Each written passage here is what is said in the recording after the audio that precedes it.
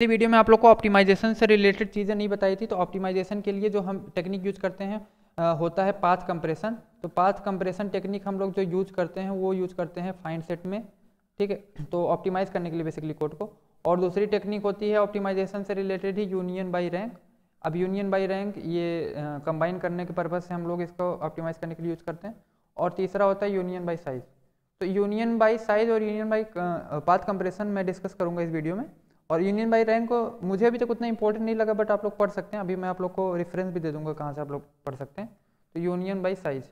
तो बात करूँ पाथ कंप्रेशन की। पाथ कंप्रेशन क्या होता है, जैसे कि मैंने तुम्हें बोला था, लेट अस सपोज एक एग्जांपल ले लो। जैसे सी है, सी का एक चाइल्ड बी है, बी का एक चाइल्ड ए है और ए के नीचे जेड है। जिसका ये मतलब हुआ कि अगर अब इसका मैं सेट बनाऊँ तो मुझे पता है कि ए है, बी है, सी है, जेड है। तो ए का पेरेंट कौन होगा? ए का पेरेंट होगा बी, बी का पेरेंट कौन होगा? सी का पेरेंट कौन होगा? सी ही होगा। और जेड का पेरेंट कौन होगा? ए होगा, ठीक है। ये तो मेरा रिप्रेजेंटेशन हो गया पेरेंट वाले एरे के फॉर्म में। लेकिन अगर मैंने तुमसे पूछा कि एक एलिमेंट है यहाँ पे डी ले लो लेट सपोज, तो मैंने कहा जेड और डी को कंबाइन करना है। एक काम करो, एक और भी ले लो, यहाँ पे ओ ले लो।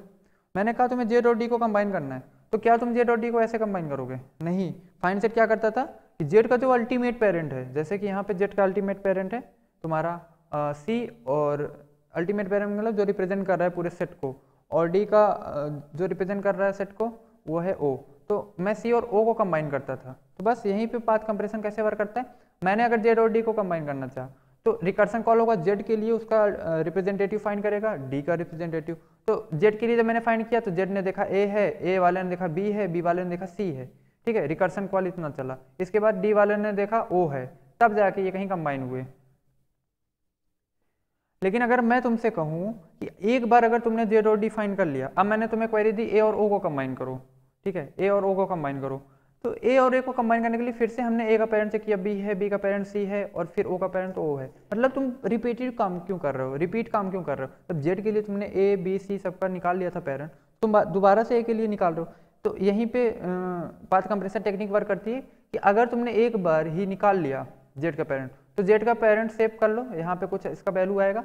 ए का पेरेंट भी यहीं पे सेव कर लो इसी के साथ में, बी का पेरेंट भी सेव कर लो, सी का पेरेंट भी। तो सी का पेरेंट सी है तो सी वाले ने रिटर्न किया बी को, तो बी का पेरेंट भी सी हो जाएगा। इसके बाद बी वाले ने रिटर्न किया ए को, तो ए का पेरेंट भी सी हो जाएगा। इसके बाद ए ने रिटर्न किया जेड को, तो जेड का पेरेंट भी सी। तो एक ही बार में, एक ही रिकर्सन कॉल में हमने सारे पेरेंट सेव कर लिया। अब दोबारा अगर मैंने क्वेरी दे दी तुम्हें कुछ, तो अब ये पहले से तुम्हारे पास आंसर एग्जीक्यूट होकर आ चुका है, तो रिकर्सन में वो दोबारा नहीं जाएगा।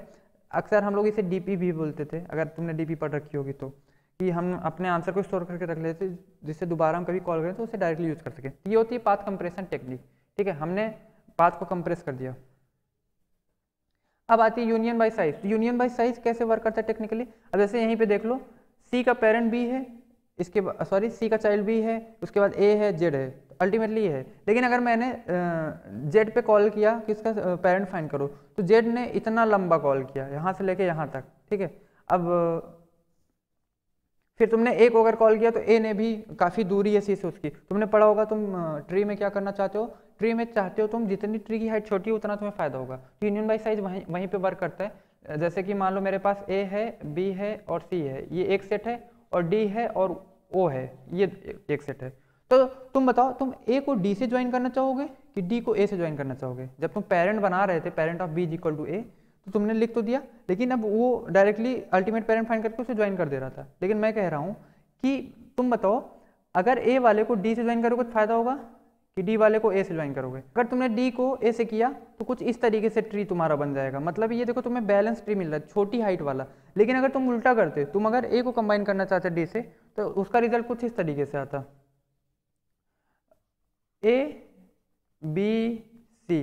देखो सी की दूरी डी से दूर हो गई। तो बहुत सिंपल सी बात ये, यूनियन बाई साइज का मतलब होता है यूनियन, मतलब कंबाइन तब करो जिसकी साइज छोटी हो, उसको उसका पेरेंट बना दो। इसका मतलब जैसे अगर ए और डी में मैं बोलता ए और डी को कंबाइन करो, तो मैंने लिख तो दिया है parent of A is equal to D है, तो parent of D is equal to A. लेकिन हर बार पॉसिबल नहीं है ना कि जो मैंने लिखा है कंडीशन उसी वाले की साइज छोटी हो। जैसे कि यहाँ पे देख लो एग्जाम्पल, मैंने कहा था डी वाला जो सेट है उसमें सिर्फ 2 एलिमेंट है, ए वाले में 3 एलिमेंट हैं। तो तुम जिसमें ज़्यादा एलिमेंट हैं तुम उसका पेरेंट छोटे वाले को बनाओगे तो फायदा होगा कि जिसमें कम एलिमेंट हैं उसको तुम बड़े वाले सेट का चाइल्ड बनाओगे तो फायदा होगा। तो तुम्हें सिंपली दिख रहा होगा कि बड़ा वाला जो मेरा सेट है, अगर उसमें हम छोटा वाला ये सेट ऐड करते हैं तो हमें क्या मिल जाएगा, छोटी हाइट वाला ट्री मिलेगा। यही होता है मेरा यूनियन बाय साइज। तो ये एक CP एल्गोरिथम वेबसाइट है, बहुत ही अच्छी वेबसाइट है, कॉम्पिटिटिव प्रोग्रामर्स के लिए तो बहुत ही अच्छी वेबसाइट मानी जाती है। यहाँ पे तुम आके देखो, पढ़ भी सकते हो। DSU के बारे में देखो, जो मैंने अभी बताया था, make set, union set, find set, उसके बारे में सेम सारी चीज़ें वही लिखी हैं। अब अगर मैं बात करूँ और नीचे आता हूँ तो यहाँ पे जैसे तुम देख सकते हो, देखो 1 2 3 4 अलग अलग सेट थे, तो 1 और 2 को उसने कंबाइन किया तो 1 2 एक सेट में आ गए।